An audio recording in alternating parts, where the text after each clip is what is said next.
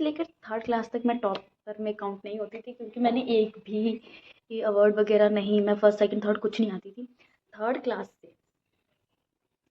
से मैं से एंडिंग तक बता रही हूँ। क्या जब से तू पैदा हुई थी मनु उस धरती पे आई। तो ठीक है चलो, तो रहने वाले लोग यहाँ में DSD कॉलेज में आई। यहाँ पर तो मैंने जो देखा ना यार, फर्स्ट डे गई, बहुत सारे फ्रेंड्स बन गए, बहुत सारे। सेकंड डे में सारे बहुत अच्छे थे ऐसे, हाँ ये सब चीजें मार धाड़ कोई प्यार से रह ही नहीं रहा, लेकिन नहीं, फिर मेरे फ्रेंड्स थे, फिर मेरे को फिर अच्छा लगने लग गया था अपना कॉलेज। ऐसा नहीं था कि मैं उसमें इंक्लूड हो गई थी, नहीं, मेरे फ्रेंड्स बहुत अच्छे थे, मेरे फ्रेंड सर्कल बहुत ही। घिटोरनी में 8,000 रुपए उसके लगे मुझे। और उसके बाद मुझे कहा कि आपको बहुत सारे वैसे फिर कॉल्स आएंगे ऑडिशन के लिए, ये वो, और हम आपको एक प्यारा so hi guys, welcome back to my channel. So मेरा नाम नेहा है एंड मैं गुड़गांव में रहती हूँ। सो आज का जो मेरा ब्लॉग होगा ना, वो होगा story of my life. Caption देख के पता तो चल गया होगा, ठीक है। तो इसमें मैं आपको स्टार्टिंग से बताऊंगी कि क्या मेरा ड्रीम था और कहाँ अब मैं हूँ, और मैं क्या चाहती थी और क्या हुआ, क्या सोचती थी, वगैरह वगैरह वगैरह, ठीक है। सो चलो अब स्टार्ट करते हैं। तो पहले तो ठीक है, स्टार्टिंग से स्टार्ट करते हैं, ठीक है, बिल्कुल A to Z। तो मैंने जो स्टडी है, स्कूल का नाम भी ले लेती हूँ, वैसे तो मुझे कुछ मिल नहीं रहा, बट मेरा स्कूल बहुत अच्छा था, इसलिए मैं बार बार उसको प्रमोट करती रहती हूँ।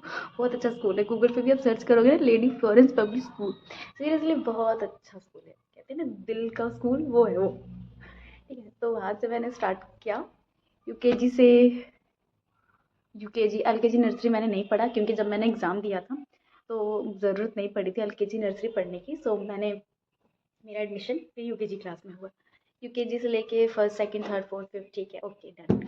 और ठीक है, UKG से लेकर थर्ड क्लास तक मैं टॉपर में काउंट नहीं होती थी, क्योंकि मैंने एक भी अवार्ड वगैरह नहीं, मैं फर्स्ट सेकंड थर्ड कुछ नहीं आती थी। थर्ड क्लास से मेरी एक मैम थी, बहुत प्यारी थी वो, उनका नाम कोकिला था, ठीक है। एंड उस थर्ड क्लास से तो मुझे कभी लगा नहीं था कि मैं टॉप वगैरह करूँगी, ऐसे मेरे को भी अच्छा लगता था जब बच्चे जब स्कूलिंग मतलब जो वो ख़त्म हो जाता था, बैच नहीं किया, तो क्लासेस वगैरह ख़त्म हो जाती थी, और फिर एंड में जब रिजल्ट निकलता था और फिर वो गिफ्ट वगैरह, तो पापा भी कहते थे कि तू कभी नहीं आती, बट मुझे ऐसा लगता था मेरे से नहीं होगा। बट नहीं, थर्ड क्लास में मैं थर्ड आई, ठीक है। गॉड, वो जो खुशी थी ना, मैंने कहा चल कभी तो मुझे कोई गिफ्ट मिला। थर्ड क्लास में मैं थर्ड आई, उसके बाद ना थोड़ा सा मोटिवेशन जगा मुझे। मैं पता है कौन सा व्लॉग बना रही हूँ, स्टार्टिंग से एंडिंग तक बता रही हूँ। क्या जब से तू पैदा हुई थी मनु उस धरती पे आई। तो ठीक है चलो, थर्ड क्लास में मुझे ये लगा नहीं यार नेहा, तुझे भी गिफ्ट तो मिल सकते हैं। मुझे गिफ्ट का ही शौक था, बाकी फर्स्ट सेकंड लायक भी तो होनी चाहिए ना तू। फर्स्ट सेकंड थर्ड है उससे कुछ नहीं, मेरे को गिफ्ट चाहिए था बस। तो थर्ड आई, मैं बहुत खुश थी, चल एटलीस्ट वहां तक तो आई। उसके बाद फोर्थ, और ये नालायक है वैसे, मैं आपको बता दूं। नहीं, मैं टॉपर थी, लेकिन नॉलेज इसको घंटा नहीं है कुछ भी। मेरे को दुनिया की नहीं है, मेरे को पढ़ने अभी थोड़ा ज्यादा दुनिया की ही नॉलेज नहीं, पढ़ता क्यों है इंसान? अभी नहीं बोलूंगी कुछ। पढ़ता क्यों है इंसान नॉलेज के लिए? वो इसको ये अंडा है इसका। तो ठीक है, फिर फोर्थ क्लास में मैं सेकंड आई। फिफ्थ क्लास में मुझे दो गिफ्ट मिले, एक हाईएस्ट अटेंडेंस का, और सेकंड मिला मुझे, सेकंड मतलब सेकंड आई थी मैं, फर्स्ट सेकंड थर्ड होता था उसमें, मैं सेकंड आई थी। सिक्स्थ और सेवन्थ एट्थ नाइन्थ, एट्थ तक ही मेरा था टॉपर वाला जो लाइन था, जो मुझे गिफ्ट वगैरह मिलते थे। नाइन्थ क्लास में मैं फिर से ऐसे डाउन चली गई, क्योंकि बहुत हार्ड था, ठीक है। फिर नाइन्थ क्लास में मुझे लगता है 76 नंबर आए थे बस, ज़्यादा नहीं, बस इतने ही थे। मैं बहुत अपसेट थी, क्योंकि 90 से ऊपर आने वाले बंदे का अगर 76 वाले में लाइन में आ जाए ना, तो बहुत वो हो जाता है। तो ये तब भी वैसी थी 90 से ऊपर आने पर भी, और उसके बाद तो है ही ऐसी। नहीं, फिर उसके बाद आया 10th क्लास था CBSE बोर्ड का, ठीक है। CBSE चुप कर, तो बोलने दे गाइस, इससे पूछो CBSE की full form, central board of secondary education. अच्छा, रट रखा है ना। हाँ, तो जो भी हो कुछ नहीं है, ठीक है। चलो 10th क्लास में क्या था, 10th क्लास में मेरे आए थे 80%। यार बहुत अच्छे थे, क्योंकि जो उस टाइम मेरे घर की हालत थी ना कि बहुत तबीयत खराब वगैरह। हाँ, ये राजू के घर, राजू जैसा घर था इसका। अरे वो वाला घर नहीं, हॉस्पिटल था, माँ बनाती थी रोटियां, बहन थी जिसको शादी करनी थी, अल्टो मांग रहे थे घर ससुराल वाले। कुछ नहीं था फिर। गरीब गरीबों वाली बात ही थी। मेरी मम्मी की बहुत हाल तो ज्यादा बहुत तबीयत खराब। खराब थी, उनको एंजाइटी हो गई थी ना। हाँ, तो चला फिर मम्मी क्या कंटिन्यू। सुबह सुबह मार मार के बोर्ड का एग्जाम दे रहे हैं। वो अलग ही स्टोरी है, वो मैं किसी को नहीं बताऊंगी, इसको बता दिया बहुत है। तो ठीक है चलो, 10th भी हो गई। 10th में 80% आए, ओके। फिर 11th में मैं डाउन चली गई क्योंकि 9th और 11th बहुत हार्ड होता है, बहुत हार्ड ओह। भाई, बहुत हार्ड है। ये कॉमर्स लिया था मैंने, और पता है कितनी मुश्किल से पास हुई मैं अकाउंट्स में। और 11th क्लास में मैंने क्या क्या था, 11th की नहीं 12th क्लास, 11th तो चलो ठीक है, उसमें भी यही था 75-74% है, ज़्यादा नहीं, इससे ज़्यादा नहीं है। 12th क्लास में मैं जब हाफ ईयरली एग्जाम चल रहा था, जब मेरा प्री बोर्ड का, तो उस टाइम ना मैंने अकाउंट्स को इतना सीरियस ले लिया था कि 3 दिन तक मैंने कंटिन्यू पढ़ा, और फिर मुझे टाइफाइड हो गया 1 महीने की छुट्टी में मैंने एक भी एग्जाम नहीं दिया। चलो, एक वो टाइफाइड का अलग है, ठीक है वो। और 12th क्लास में मेरे 81%, 10th से ज्यादा 12th में आए थे मेरे कंटिन्यू 81। कर, मुझे पढ़ाई के बारे में मत बता। 81% आए, ओके। नालायक है। 12th खत्म, स्कूलिंग लाइफ तो चलो चली गई। उसके बाद लिया मैंने एडमिशन कॉलेज का नाम भी बता DSD कॉलेज। ये इसी में ही हुआ भाई, मैं चाहती थी मेरे ड्यू में हो, बट वहाँ पे क्या है कि जो जनरल कास्ट वाले हैं ना, उनका चाहिए होता है कि 90 से ऊपर हो, जो कॉमर्स के बच्चे थे।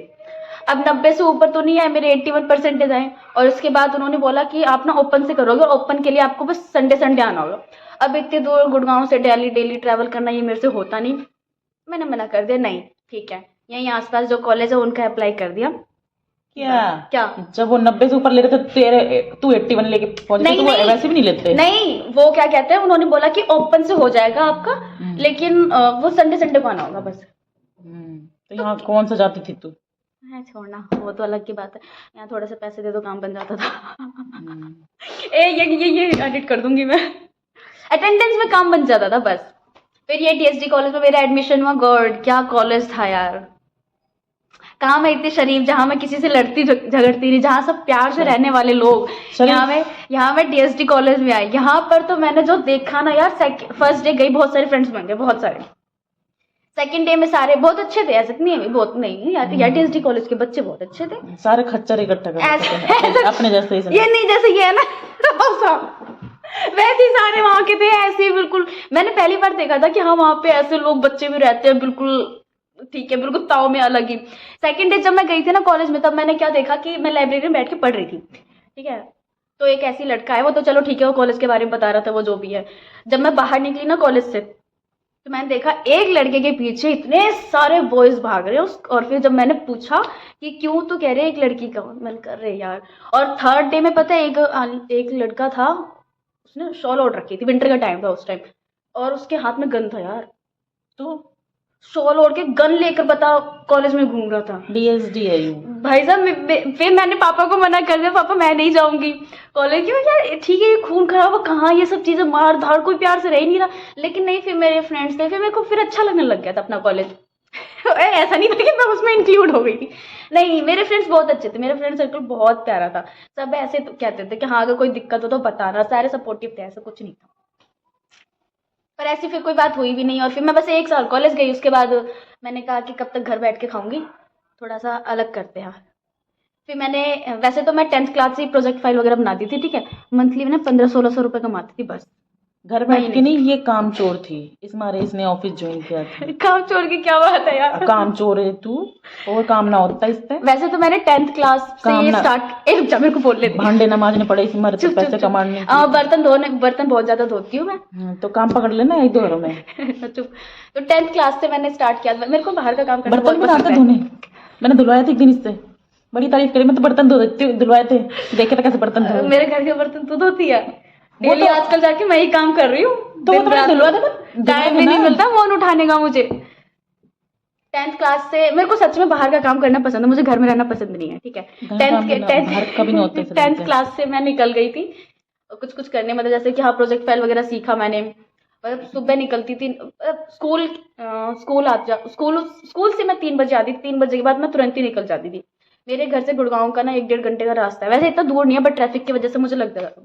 और रात को मैं घर 9-10 बजे पहुंचती थी, क्योंकि मैं काम सीखती थी, वो प्रोजेक्ट फाइल वगैरह इन सब का। और अंकल बहुत अच्छे थे, वो बहुत अच्छे से बताते थे सब कुछ चीज़ें। मैं उनका भी नाम बता देती हूँ, भारत साइंस लल्लू मॉडल से। राम। चल पागल, राजू नाम है अंकल का। अरे बहुत, वो किसी कॉलेज के लेक्चरर थे। अब फिर उसके बाद उनका रिटायरमेंट हो गया था। भारत कहाँ से? साइंस मॉडल सेंटर, ये जिंदगी रहा से? नहीं नहीं, शिवपुरी में। उसके बाद उन्होंने अपनी शॉप ओपन करी थी। काफी अच्छे अंकल हैं। अब तो यहाँ पे उनका घर है सेक्टर 7 हाँ, में। वही अंकल जो तेरे जैसी लल्लू बना के तेरे को कम पैसे देते थे और बच्चों से ज्यादा यार पैसे देख, लेते पैसे थे। की बात नहीं थी, पर ठीक है, कोई चीज सीखने को मिल रही है ना, तो वो चीज थी। तो प्रोजेक्ट तेरे कहाँ काम आ रहा है? क्यों? स्कूल की अब टॉपर पहले मैं होके 2 रुपए पर पेज लेती थी, अब मैं 10 रुपए पर पेज लेती हूँ। 80 मतलब अगर मेरे पास आता है तो। बट अब मैंने वो काम छोड़ दिया, फिर मैंने बंद कर दिया। क्योंकि यार पता है, पूरी रात लिखती थी, पूरी रात लिखती थी। उसके बाद पर चलो ठीक है, महीने का 1500-1600 रुपये आ जाते थे ना, बहुत था इतना, ठीक है। उसके बाद चलो ठीक है, जब कॉलेज में ये मैंने 3 साल कंटिन्यू किया था। 10, 11, 12 हो गए ना 3 साल, हाँ 3 साल मैंने ये कंटिन्यू किया। फिर जब मैंने कॉलेज ज्वाइन किया तो फिर 1 साल तो ठीक है, पूरे अच्छे से हम 4-5 गर्ल्स का ग्रुप था, हमने पूरा गुड़गांव घूमा। उसके बाद हमने कहा कि बस बहुत हो गया, अब जॉब स्टार्ट करते हैं। उसके बाद मैंने फिर ये इंटरव्यू देना स्टार्ट कर दिया, और मेरे साथ बहुत सारे फ्रॉड हुए। कई लोगों ने मुझसे 3-3 हज़ार और 1500 रुपये ले लिए थे। और हैंड राइटिंग वाला काम भी मैंने स्टार्ट किया था। तेरी शक्ल ही ऐसे कोई भी बना दे। नहीं, हैंड राइटिंग वाला मैंने काम दिखी चूतिया थी। हैंड राइटिंग वाला मैंने काम स्टार्ट किया था। उसमें क्या था, उसमें ना ये था कि कैपिटल लेटर्स में लिखना, वर्क फ्रॉम होम था, और वो 8,000 रुपये पे करती उसके लिए स्टार्टिंग में आपको ना 1,500 रुपीज़ सबमिट करना पड़ता था उनको। और ये ऑनलाइन ही बात हुई थी सब कुछ। और मेरे पास शीट्स भी आ गई थी सारी, सब कुछ आ गया था। बट जब मैंने उनको लिख के भेजा ना, तो उन्होंने बोला कि आपकी राइटिंग में बहुत ज़्यादा वो है, डिफरेंस है। यार पता है कितनी मेहनत से, जैसे राइटिंग है बिल्कुल सेम कैपिटल लेटर्स में लिखना था सारा। ठीक है, फिर मैंने वो भी छोड़ दिया। 1500 रुपये डूब गए। हाँ, वो मेरे पैसे गए। उसके बाद जब मैंने यहाँ पे इंटरव्यू देना स्टार्ट कर दिया, क्योंकि मैं फ्रेशर थी, मुझे किसी चीज़ की नॉलेज तो थी नहीं। ये लोग भी ऐसे ही पैसे की डिमांड करते, तो फिर मैंने चलो एक बार तो दे दिया, फिर दूसरी बार मैंने नहीं, मैंने कहा कोई बात नहीं, नहीं लगेगी जॉब, ठीक है। फिर मैंने ऐसे ही अपना वर्क इंडिया ऐप, ये सारे अपना वर्क इंडिया पे ऐप पे ही था। फिर एक बार मेरे पास कॉल आया उत्तम नगर से। उत्तम नगर बिल्कुल दिल्ली का एंड था, मैं वहाँ गई थी इंटरव्यू देने के लिए। तो वहाँ पे उत्तम जाके नगर दिल्ली का एंड है? पता नहीं यार, बहुत दूर था वो, मुझे लगता है 2 घंटे लगे थे मुझे चल चल मेट्रो आगे में। बढ़। कहाँ पे है वैसे उत्तम नगर? अपनी राम कथा सुना। हाँ, बावली काफी दूर था वो। वहां गई तो मैंने देखा यार, वहां पे तो बहुत सारे लोग थे, बल्कि मेरे कॉलेज के भी कुछ फ्रेंड्स वहां मिल गए थे, डीएसडी कॉलेज के ही। अच्छा, तेरी कैटेगरी की और भी हैं? ठीक। तो बहुत सारे वहाँ पे गर्ल्स भी थी, बॉयज भी थे, और भी आंटी भी थी वहाँ पे जो ऐसे पैसे दे के बैठी हुई थी। फिर उन्होंने बताया, वो आंटी बाहर बैठ के ना बैठी हुई थी, अपसेट थी। मैंने जाके उनसे पूछा क्या हुआ, तो उन्होंने कहा बेटा मैंने इनको ना 1,300 रुपये दिया था, और इन्होंने बोला था कि जब आप नेक्स्ट डे आओगे ना तो जॉब दे देंगे। और अब तक कुछ नहीं है, मैं यहाँ बाहर बैठ के वेट कर रही हूँ, और सुनने में आ रहा है कि ये फ्रॉड है और ये लोग भाग गए। मैंने कहा यार, मैं सीरियसली बहुत ज़्यादा अपसेट हो गई थी। मैंने कहा फिर, और बिना बताए आई थी मैं घर से। मैंने कहा चल पापा को गुड न्यूज़ दे दूंगी, कुछ अच्छा होगा तो। नहीं हुआ कुछ भी अच्छा।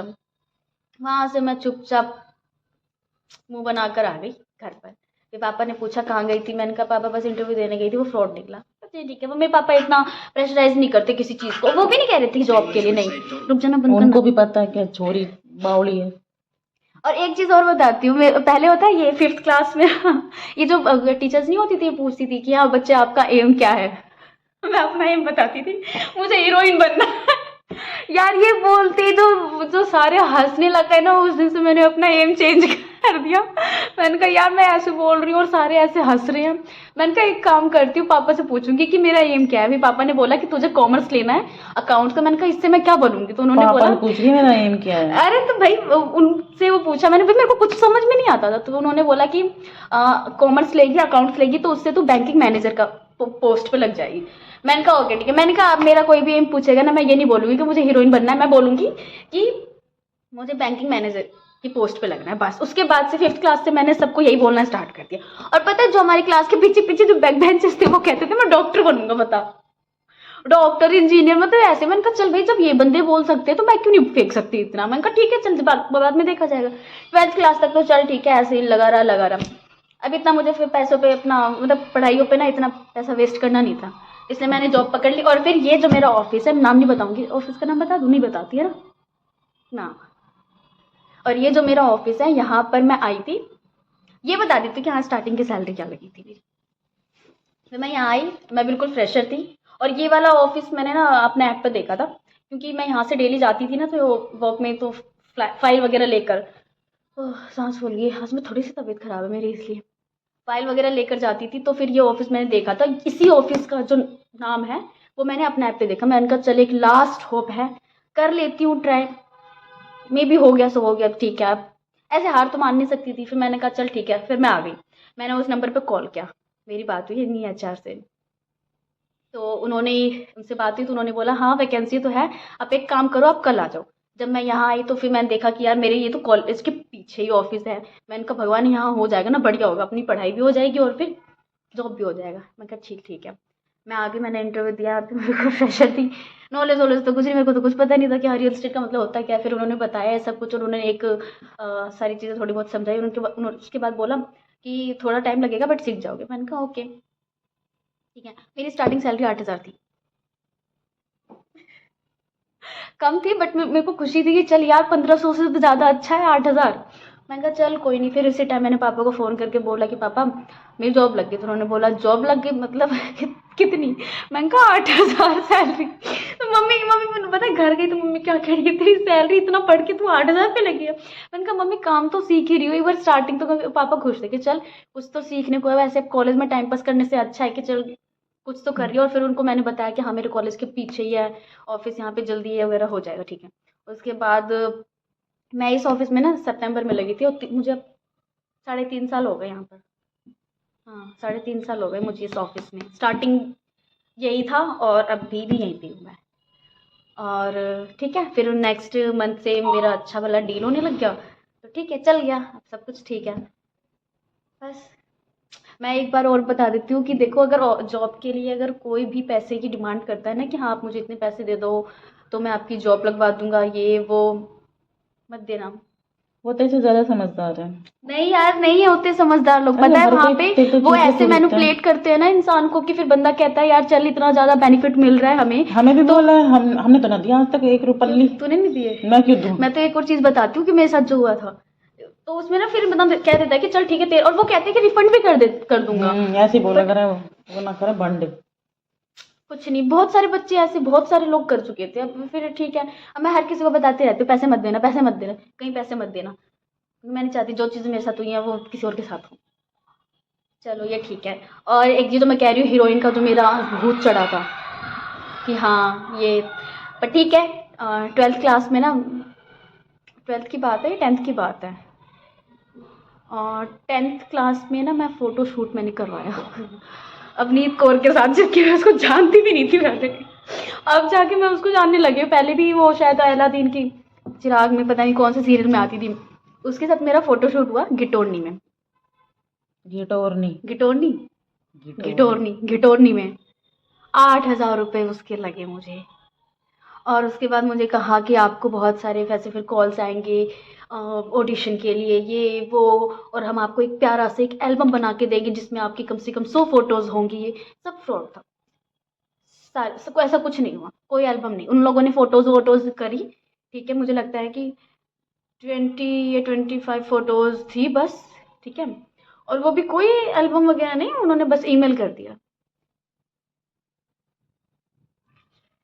उसके भी 8,000 रुपये गए, कोई बात नहीं, ठीक है। फिर उसके बाद ना हमने एक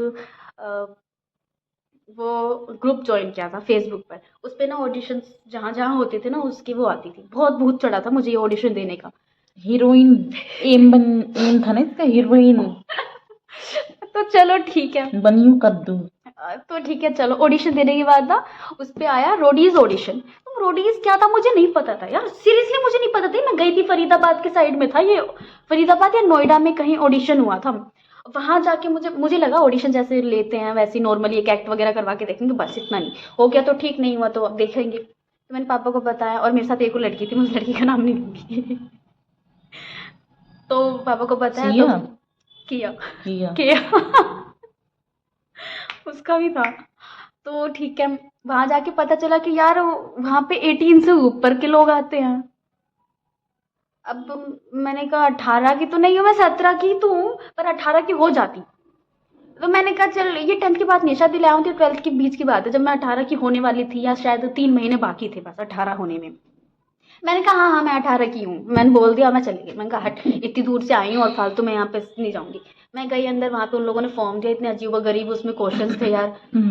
ये तो मैंने कभी सोचा भी नहीं था। मैंने कहा चल ठीक है, इसको भी फिल कर देती हूँ। फिर वहाँ पे थोड़ी थोड़ी बातें बन गई, फिर वहाँ लोग मिले बहुत सारे, वो बात बताने लग गए सब चीज़ें। मैंने कहा ठीक है चल, फिर मैं अंदर तक गई पूरा।